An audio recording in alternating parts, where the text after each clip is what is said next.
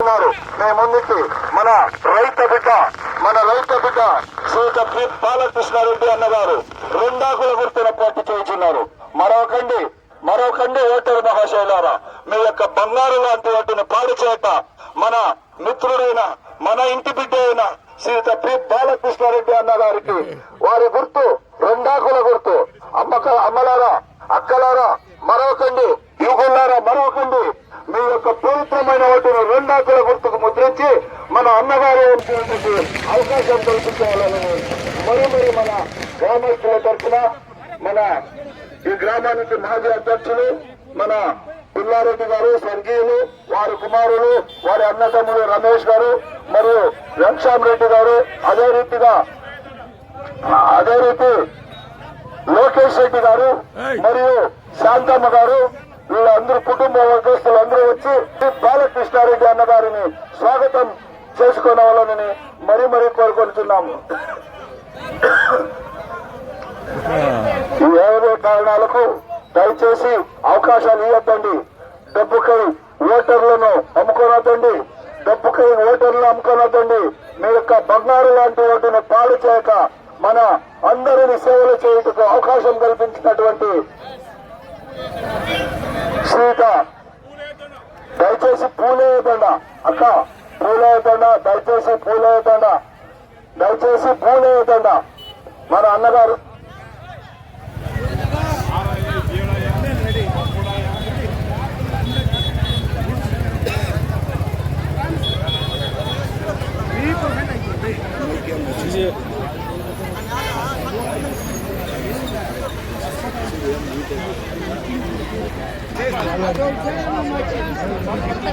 అదిగో మీ అందరి ముందుకు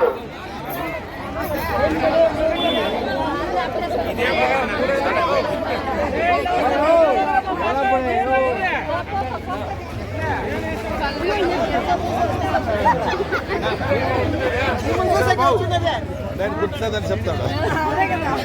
అన్నికి నువ్వు గుర్తులేదని చెప్పింది.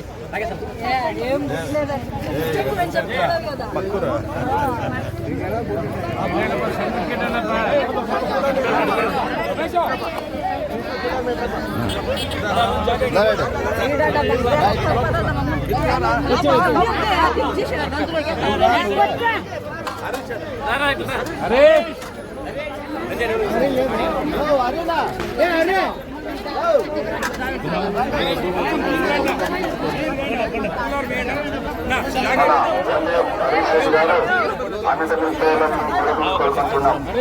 అదే రీతి మన చంద్రశేఖర్ మాజీ డిస్ట్రిక్ట్ కౌన్సిలర్ వారు కూడా ఈ యొక్క కార్యక్రమానికి హాజరు కావాలని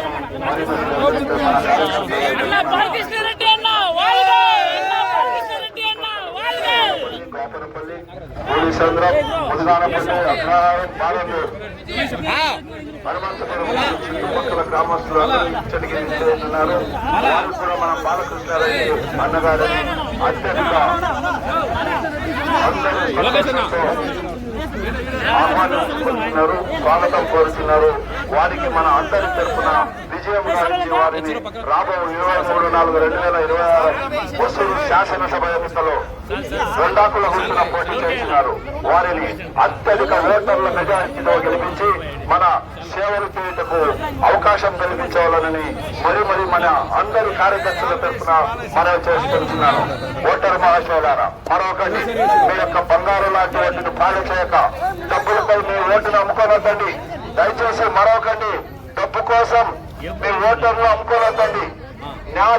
న్యాయం, నీతి, నిజాయితీకి పాల్పడినటువంటి మన గ్రామీణ నాయకుడు శ్రీత బాలకృష్ణారెడ్డి అన్నగారు అందరి ఓటు మన రైతు బిడ్డైనటువంటి పి బాలకృష్ణారెడ్డి అన్నగారు వేసి వారి యొక్క గుర్తు రెండాకుల గుర్తును ముద్రించి వారిని అత్యధిక ఓటర్ల లక్షల ఓటర్ల మెజారిటీతో గెలిపించి అక్క చెల్లెలారా, అన్న తమ్ములారా, మీ యొక్క పవిత్రమైన ఓటును రెండాకలకేసి అత్యధిక మెజారిటీతో గెలిపించాలని మీ ఆశీస్సులు మన మోడీ గారి ఆశీస్సులతోనూ అన్న ఎడపాడి గారి ఆశీస్సులతోనూ మీ ముందు వచ్చినాము.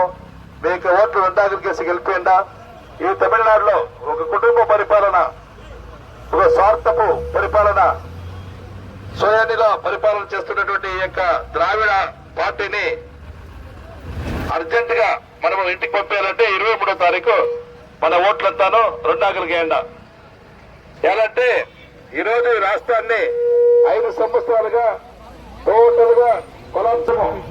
ఈ రాష్ట్రంలో ఎక్కడ చూడే పదవులు, ఎక్కడ చూడే కొలే కొల్లీలు, ఎక్కడ చూడే రేట్లు 2 పెట్టిగా 70 ఏళ్ళ అవ వరకు రేట్లు అవుతా ఉంది.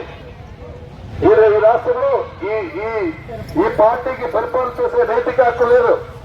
దానికి కరెక్ట్గా మీ యొక్క ఓటు 2 ఆకులకి గెలిపినా ఏంటంటే వాళ్ళు చెప్పినది ఒకటి, చేసింది ఒకటి. ఈ రాష్ట్రాన్ని ప్రజలకి 520 వాగ్దానాలు ఇచ్చి వ్యాపారించి ఓట్లు తీసుకొని గెలుచుకొని ప్రజలకు మోసం చేసింది ఈ పార్టీ. ఈ పార్టీని ఇంటికి పంపేయాలంటే మీకు ఉండేది 10 దినాలు. ఈ 10 దినాలు అందరూ చేరి కలిసి గట్టిగా పెట్టేసి ఈ పార్టీని ఇంటికి పంపేయాలని చెప్పి కోరుకుంటూ, అదే మాదిరిగా ఎడపాడి గారు వచ్చిన తక్షణమే మీకు రేషన్ కార్డుకి 10,000 రూపాయలు ఇస్తామని చెప్పినారు.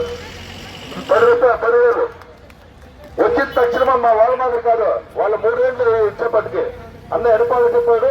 గవర్నమెంట్ వచ్చిన తక్షణమే అదే మాదిరి రేషన్ కార్డుకి నెలకి రాసిస్తాం. ఏం దిగులుపడద్దంట. ఏదంటే ఎడపాడు దగ్గర ప్లాన్ ఉంది. ఏమి 4 నెలలకి ఇల్లు ఇవ్వాలా, నేల అది మాది గవర్నమెంట్ నేల, అది ఇమీడియట్ గా మీకు రాసిస్తాము. మీరు ఏం తొందరపడతారు, రాయించే బాధ్యత నాది.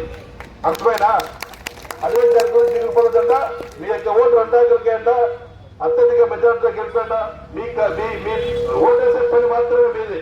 మీ అభివృద్ధి నా లక్ష్యం. నేను చేస్తాను. మీ అభివృద్ధి మీకు కావాల్సిందంతా నేను చేసిస్తానని మీకు ఆశిస్తూ మీ యొక్క పవిత్రమైన ఓటు 2 ఆకులకి గెలిపించాలని కోరుకుంటూ చిన్నపడి అసలు ముగిస్తున్నాను. వ్యవసాయాన్ని భయభ్రాంతులు చేస్తూ ఉన్నారు. వాళ్ళంతా ప్లాన్ వేసిన లేదంటే దాన్ని తీసుకువచ్చేదానికి అవకాశమే లేదు. దాన్ని తీసుకురాకుండా మేము కాపాడుతామని అన్న ఎడపాడి గారు ఆల్రెడీ ఎడపాడి గారి దృష్టిలో పెట్టినాము. గవర్నమెంట్ మందే వచ్చేది, మన వ్యవసాయ నాయకుడే ముఖ్యమంత్రి అయ్యేది. వ్యవసాయ నాయకుడికి తెలుసు వ్యవసాయ భూములు ఏమైనది. ఖచ్చితంగా వ్యవసాయానికి వ్యవసాయ భూములు కాపాడిస్తామని నేను హామీ ఇస్తున్నాను. అన్న రమేష్ అన్న పల వర్షం 25 ఇయర్స్ లేదా బాగా తెలుసు మా ఆయన రమేష్ అన్న. ఆమెకి ఏరియాలో మన చిరు వీళ్ళంతా చేరిండారు. నిజంగానే చాలా సంతోషంగా ఉంది. అది ఎండ్ టైంలో కూడా ఇందరు చేరిండారు కదా, చాలా సంతోషము. ఇప్పుడే తెలుస్తుంది ఖచ్చితంగా బాలకృష్ణ అన్న గెలిచిస్తారని. ఎలాంటి మీ ఇంత ఎండ్లో కూడా మీరు ఇందరు నిలుచుకునేసి మాకు ఆదరవు ఇస్తారంటే ఖచ్చితంగా గెలుస్తామని ఒక నమ్మకం అన్ని జగలని ఇట్లే ఉందన్న. ఆడిపోతేనో యా ఊరికన్నా పోనీ ఇట్లే ఉంటారు జనాలు, ఆశీర్వాదం ఇస్తూనే ఉంటారు. నిజంగా అందరికీ థ్యాంక్స్. அதே தர இப்போ நம்ம எடப்பாடியார் அவர்கள் பல்வேறு திட்டங்களை கொடுத்துருக்காங்க. உங்களுக்கு எல்லாருக்கும் தெரியும். அண்ணன் சொன்னாரு 10,000 ரூபாய் வந்த உடனே ஒவ்வொரு ரேஷன் கார்டுக்கும் 10,000 ரூபாய் அவங்க அக்கௌண்ட்ல போட்டுறோம்னு சொல்லியிருக்காங்க. இங்க திமுக காரங்க என்ன சொல்றாங்கன்னா 8,000 ரூபாய் டோக்கன் கொடுக்குறேன்ட்டு. 8,000 ரூபாய் டோக்கன் வந்து நம்மளுக்கு ஒரு பிரயோஜனம் இல்லை. 8,000 ரூபாய் டோக்கன் நம்ம கிட்ட வரதுக்குள்ள 4,000 ரூபாய் மாறிடும். அது அவ்வளவு கோல்மால் நடந்துட்டு இருக்குது. அதனால அதை விட்டுருங்க. 10,000 ரூபாய் முழுசா லேடிஸ்க்கு வந்து சேரும். அதே போல மாசம் பாத்தீங்கன்னா 2,000 ரூபாய் ஒரு ரேஷன் கார்டுக்கு தாய்மார்கள் கொடுக்குறேன்னு சொல்லியிருக்காங்க. இப்ப இலவசமா பஸ் போயிட்டு இருக்குது. தாய்மார்கள் மட்டும் போயிட்டு இருக்காங்க. இப்ப நம்ம ஜென்ஸ் கூட ஆம்பளைங்கள் கூட அந்த இலவச பஸ் பயணம் கொடுக்குறோம்னு சொல்லி எடப்பாடியார் சொல்லியிருக்காரு. உண்மையிலே தேசிய சிந்தனை உள்ள நம்முடைய ஐயா நரேந்திர மோடி அவர்கள் கடந்த 12 வருஷத்துல இருந்து இந்த நாட்டை சிறப்பா வழிநடத்திட்டு போயிட்டு இருக்காரு. அவருக்கு அவருடைய ஆசி பெற்ற ஒரு வேட்பாளர் நம்முடைய பாலகிருஷ்ண ரெட்டி அவர்கள். நரேந்திர மோடி அவர்களுடைய ஆசி பெற்ற வேட்பாளர் நம்முடைய பாலகிருஷ்ண ரெட்டி அவர்கள்.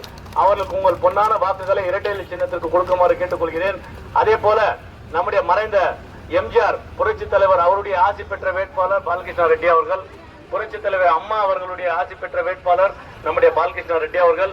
அவருக்கு பல்வேறு, அதாவது இந்த ஒசூர் தொகுதியில பாத்தீங்கன்னா கடந்த ஒரே ஒரு விஷயத்தை மட்டும் நான் சொல்றேன். வெயில எல்லாரும் நிக்கிறீங்க. கடந்த 50 வருஷத்துல இருந்து வளர்ச்சி இல்லாம இருந்த ஒரு ஒசூர் தொகுதி கடந்த 2016ல வந்து பாலகிருஷ்ண ரெட்டி அண்ணா வந்து எம்எல்ஏ ஆனாரு.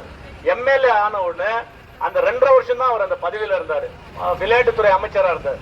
அந்த 2.5 வருஷத்துல பல்வேறு திட்டங்களை கொண்டு வந்தார். ஒசூர் பகுதியை ஒசூரை வந்து பெங்களூருக்கு இணையா மாத்தணும் வெறி பிடிச்சி ஒசூரை வந்து அந்த அளவுக்கு வளர்ச்சியில கொண்டு வந்தார். அப்படி ஒரு பொதுநலம் இருக்கக்கூடிய ஒரு தலைவர் நம்முடைய பாலகிருஷ்ண ரெட்டி அவர்கள். அவருக்கு நம்ம சப்போர்ட் பண்ணா இன்னும் நம்ம ஒசூர் தொகுதி பல்வேறு விதத்துல வந்து நம்ம முன்னேறிட்டு இருப்போம். அதனால தயவு கூர்ந்து இங்க இருக்கக்கூடிய பெரியவர்கள், தாய்மார்கள், உங்களுடைய எதிர்காலம் இனி பாத்தீங்கன்னா தமிழ்நாட்டுல என்ன நடந்துட்டு இருக்குது, குட்டிச்சவர் ஐட்டுக்கு நாட்டுல வெறும் கஞ்சா விற்கிறான், அபியன் விற்கிறான்.